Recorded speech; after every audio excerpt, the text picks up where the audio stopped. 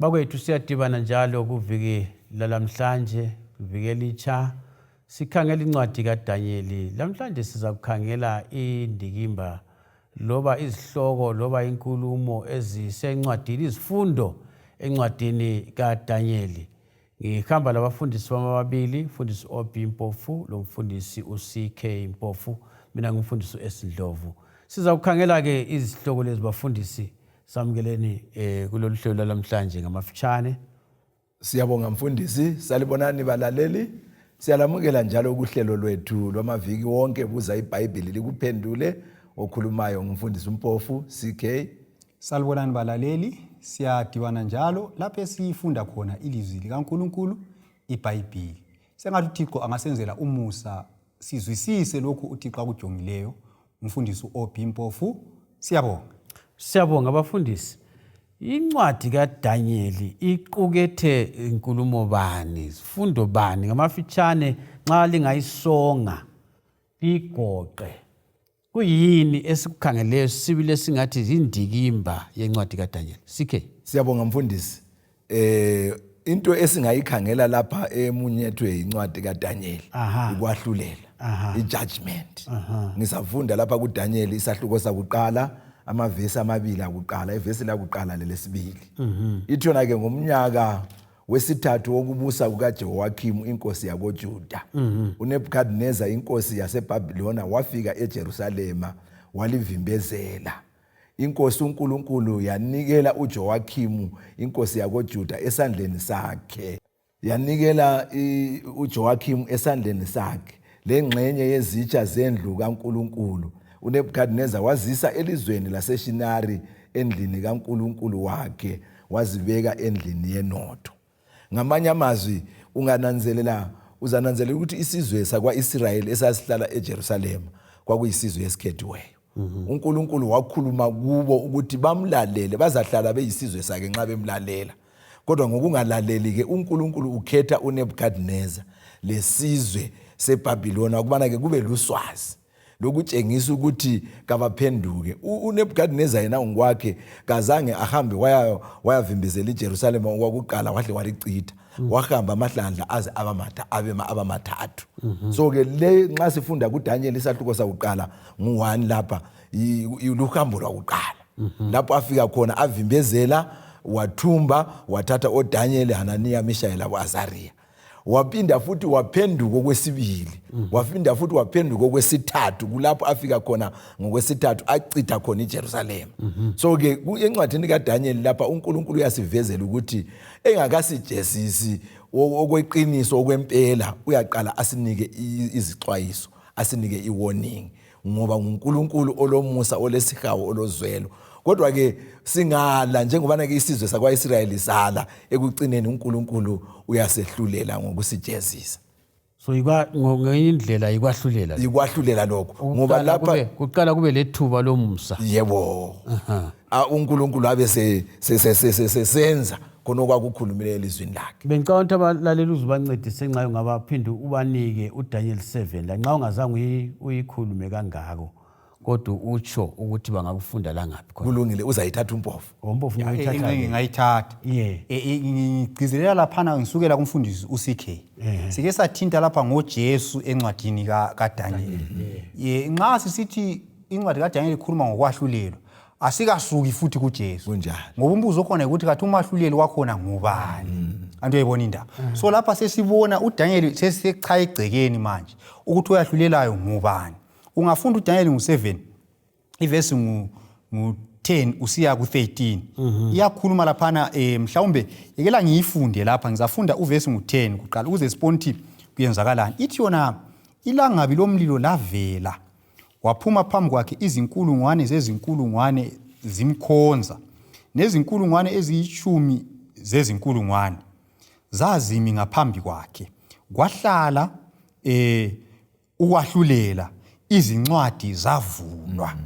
Ungafunda uvesi ngu13 ithi yona ngabona emibonweni ebusuku bheka kwafika ngamafu ezulu onjengendodana yomuntu, yafika kumdala wezinsuku yasondezwa phambi kwakhe. So sokuvulwa izincwadi la lengilosi zikhona yikwahlulela ukuthi judgment le iqalise kungena indodana yani yomuntu. Ngamafitshane mfundisi nxa ukubalaleli into abayijayeleyo ukuthi nxa kuthiwa yini emthethwandaba. Kunjalo. Angithi kulabantu abavele bekhangelele ukuthi babe khona lapha. Kunjalo. Umthethwandaba. Kunjalo. So umthethwandaba kawuqalisi ujaji engakabuyi. So lapho ungakhangela indlela okubhalwe ngayo.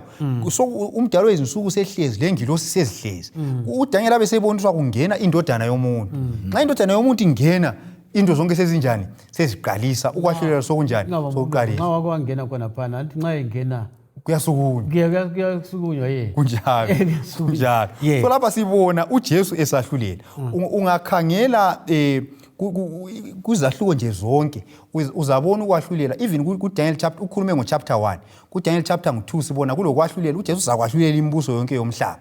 Ungakhangela futhi even kuDaniel chapter 4 uNebukadnezar uyahlulelwa ngokuhanjiswa egangeni. Ukhangele futhi kuchapter 5 sibona iBhabhiloni injani iyahlulelwa. Ukhangele kuchapter 7 lapho esikhona uphondo oluncane lunjani luyahlulelwa. Imibuso yonke yomhlaba iyahlulelwa iyadilizwa ekuqineni uNkulunkulu aphethe esenjani esebusa. So uJesu usemsebenzini wokwahlulela. So incwadi kaDaniel iyasivezela ukuthi uNkulunkulu loba ebekezela kodwa ekuqineni uza kunjani uzakwahlulela izizwe abesesebusa kunye labangcwele bakhe. Indaba futhi ethathekisayo uzabusa kunye labangcwele bakhe. Asikhangeleni ezinye njalo izifundo esizithola kuDaniel. Siyabonga mfundisi. Esinye isifundo njalo esisithola kuDaniel yikuziveza kukaNkulunkulu esingathi ngolimi lwesikhiwa yivindication. Vindication kanje ukuziveza mbe singathi ukuzilwela ukukhulula nokuzikhulula esindebeleni ngiyakuphuza sazi mfundisi asincedane nini khona. Ngibona ngazathi kunzima ukuthi yena kalacala ukuzikhulula ukuzigeza ukuzigeza. Yebo lanxa sibona ukwehlulela lapha kodwa ke ekucineni uNkulunkulu uyazigeza ukuthi yena kalacala ngoba ugconiwe nguSathane. Yebo asikhangeleni kakhulu chapter 1. Chapter 1 nantsho sibonile uNebukadnezar sebuyile wazathumba amajaha lawana ahamba lawo. Amajaha lawo athunjwa evele esizweni sakwaIsrayeli wabavumela ukuthi baye eBhabhiloni elizweni lamaKhaladiya elingayisilo lakibo. Kodwa ke sibabona abafana laba kuchapter 1 besenza kuhle lanxa babethunjiwe ngenxa yokuthi isizwe sasingalalelanga. Sibabona futhi abafana laba bengaguquli impilo ababeyifundisiwe ababeyiphila ekhaya ngenxa yokuthi sebethunjiwe sebeleselizweni. Ekucineni sibabona besima bethembekile kuNkulunkulu.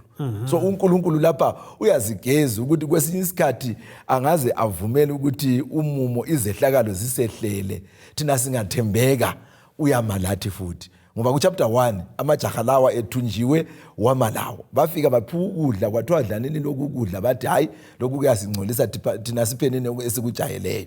Baphiwa ekucineni kwezifundo eminyaka emisiweyo batholakala behlakaniphile okuphindwe kaJuni. So uNkulunkulu uyaziveza ngokubana ke laba ngokuthembeka kwabo uma labo lanxa wabavumela ukuthi bathunjwe. Siyabonga. Angazi siyabonga. Nxa sikhuluma indaba leyo yokuzigeza ungakhumbula engcenye abalaleli bangaya encwadini kaJobe futhi. Kodwa ngifisa ukuthi sikhumbule incwadi kaJobe sibuyele kuDaniel.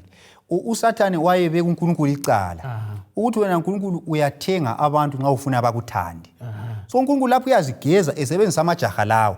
Ku chapter 1 nje ubana ethilo lapha umfundisi umpofu ukuthi abantu laba babe ngabulawa ngokwala ukudla kukabani kwenkosi. So uNkulunkulu ukuma kwabo Daniel bemela iqiniso likaNkulunkulu kugeza isimilo sikaNkulunkulu ukuthi uNkulunkulu kabambi bantu ngamandla ukuthi bamkhonze. Abantu bangamkhonza uNkulunkulu laloba kusitsho ini ukufa ngenxa ukuthi bayamthanda. Ungaya futhi ku chapter 3 sibona abafana labana bebanjwa ngamandla ukuthi bakhothamele ini isithombe. Kodwa abafana bathi hayi thina uNkulunkulu uzasikhulula. Futhi nxa engasikhululanga asikhothamele isithombe. So umbuzo kambe abantu bangamthanda yini uNkulunkulu loba bewela engozini? Siyabona ukuthi abantu uNkulunkulu bangamthanda bangamfela uNkulunkulu. So uSathane ngeke abeke uNkulunkulu icala athi abantu bayakuthanda wena ngoba uyabavikela. Abantu bayakuthanda wena ngoba wenza into ezinhle. Abantu bangamthanda uNkulunkulu bangamfela. abantu bangamthanda uNkulunkulu. uDaniel waphoselwa emgodini wezilwane ngokukholwa kwakhe kubani? kuNkulunkulu. So abantu kabathandi uNkulunkulu kuphela ebuhleni, bangamthanda uNkulunkulu loba kusebubini baze bamfele. Ngeke sikufake yini ukuthi uNkulunkulu uma labantu bakhe? Kunjalo mfundisi. Uma lanxa evuma ukuthi bangene emlilweni kodwa uma la kabayekeli. Ikakhulu ungakhangela uchapter 2. Uchapter 2 inkosi isiphuphile iphupho. Kababizo uDaniel. Kubizwa laba abanye ababa besebenza laba ababengaphansi kwabo. Inkosi ibisithi ngitshelani iphupho sengilikhohliwe, lingitshelele encazelo. Behluleke bathi vele kakula nkosi yake yabuza umbuzo onje so. Inkosi ibisithukuthela ibisithi kababulawe bonke. Bese kusiyabanjwa oDaniel abavele bengabizwanga. uDaniel ke siyambona ukuthi lanxa kunjalo uyacela ithuba ngokuhlakanipha la ngokunanzelela. Abese siye enkosini ukuthi Nkosi siphenini ithuba, lingasiphi ithuba sizalitshela iphupho lencazelo. Abese hambe siya kuNkulunkulu atshela abangani bakhe ukuthi lapha sokunzima lapha. uNkulunkulu wamvezela uDaniel iphupho wamnika lencazelo. So ke uzananzelela ukuthi uchapter 2 labana behlulekile uDaniel ubuya ezotshela inkosi iphupho lencazelo. Futhi gatsho ukuthi mina ngikwenzile ngokuhlakanipha. Uthi uNkulunkulu osezulwini nguye ongenze senelisa ukuthi sicasisele inkosi iphupho sinike lencazelo. So amajaha lawa ngokwenze nje uNkulunkulu uyaveza ukuthi abantu bakhe uma labo lanxa besemlilweni njalo abantu bakamlimu bangathi singabathemba abathembekileyo. Asigqibeni bafundisi ngokuthi isigaba sokugcina ngiyasithanda leso. Siyabonga. Incwadi kaDaniel bona ngathi kuyaxhumana laleyo yokuthi uNkulunkulu uma labantu bakhe. Incwadi kaDaniel iveza ukuthi uNkulunkulu ngumlawuli wento zonke. Njalo ekucineni uza kunqoba labantu bakhe. Ungakhangela kodwa angikholwa ukuthi kule balesi indebele ipattern sasifunda indlela okwenzakala ngayo kuzahluko zencwadi kaDaniel. Uzathola isahluko siqalisa ngohlupho oluthile kodwa siphethe ngokunqoba kwabantwana bakaNkulunkulu. Ungakhangela uchapter 1 uqalisa bethunjwa abantu laba kodwa ekucineni uphetha sebehlolwa esikolo besedlula abanye. Ngakhangela uchapter 2 futhi uqalisa futhi abantwana bakaNkulunkulu bethenjiswa ukufa kodwa uphetha futhi ibizo likaNkulunkulu selidunyiswa uDaniel sechasise ini iphupho. Ngakhangela uchapter 3 baqalisa behlukuluzwa bethenjiswa ukufa kodwa uNkulunkulu uyabakhulula ekucineni babe sebepronyotwa baphiwe amaposition aphezulu futhi. Ngakhangela uchapter 4 uNebukadnezar uqalisa uNebukadnezar ezikhukhumeza kodwa ekucineni uNebukadnezar uqina esephakamisa ibizo likabani likaNkulunkulu. Ukhangele futhi uchapter 5 uBelshaza uyazikhukhumeza enathela iwayini kuzitsha zikaNkulunkulu kodwa ekucineni umbuso weBhabhiloni unjani uyadilizwa. Ukhangele futhi chapter 6 uDaniel uqalise ezingelwa ephoselwe emgodini wezilwane kodwa ekucineni uyakhululwa aphiwe futhi izipho izikhundla ezimangalisayo ibizo likaNkulunkulu lidunyiswa. So kuthi ukuthini? Kuthi ukuthi uNkulunkulu ngingaze ngingene ehlutshweni namuhla ngibone sengathi ngisengozini ngingathembeka uNkulunkulu olawula imumo yonke uza nginqobele ekucineni.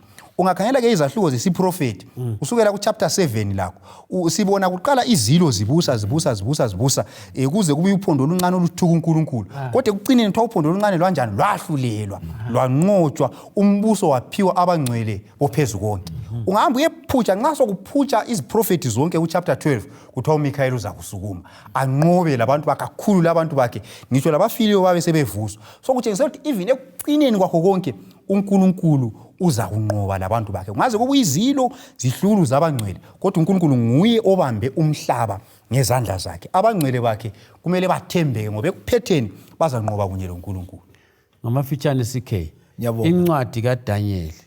incwadi kaDaniel lami ngifuna ukuchoma kutsho umfundisi OP. Umuntu uyazibuza ukuthi incwadi kaDaniel mini ithini kimi nceda ngani? Yes. Ungathi ngamafitshane engingakutsho umfundisi ukuthi incwadi kaDaniel njengoba ke siyibalisile izigaba zonke kusukisele ekuqaliseni yazi yafike emaphethelweni iyasitshengisa ukuthi uNkulunkulu uyasinanzelela lapho esikhona lapho engikhona njengomuntu.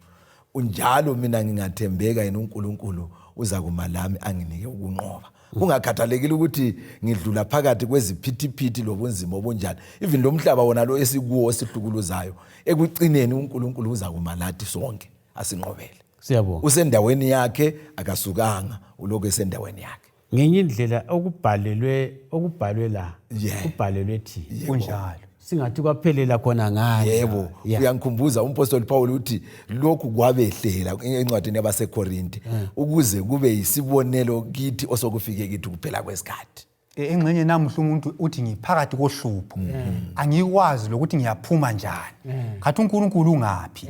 Incwadi kaDaniel ithi uNkulunkulu ukhona. Ungabekezela ubambelele kuye njengamajaha lawa, uhlupho lwakho luzaphetha ngokunqoba. Kunjalo. Ngoba uNkulunkulu ulawula imumo yonke. Mfundisi, antsho ambona uNebukadnezar wahamba wayahlala egangeni okweminyaka engu7 esidla utshani njengenyamazana. Kodwa ke sokusile engqondweni yakhe. uNebukadnezar wabuya futhi wabuyisela esihlalweni sakhe sobukhosi. Waphiwa inkazimulo eyayisedlula ayela layo ekuqaliseni. So kwesinye isikhathi uNkulunkulu angavumela ngezenzo zami ukuthi ngidlule phakathi kobunzima, but ngingamvumela ngithembeke ngibambelele uNkulunkulu uzangibisela okuphindwe njengalokho akwenza kuJob. Balaleli, nansi incwadi kaDaniel ikhuluma lathi, ikhuluma lawe phakathi kohlupho. Ukhona uJesu olilitshe esikhulume ngaye. Ukhona uJesu ohamba lathi phakathi komlilo. Ukhona uJesu ongumlawuli wezimpi zasezulwini, uMikaeli oza kulwela izimpi zakho.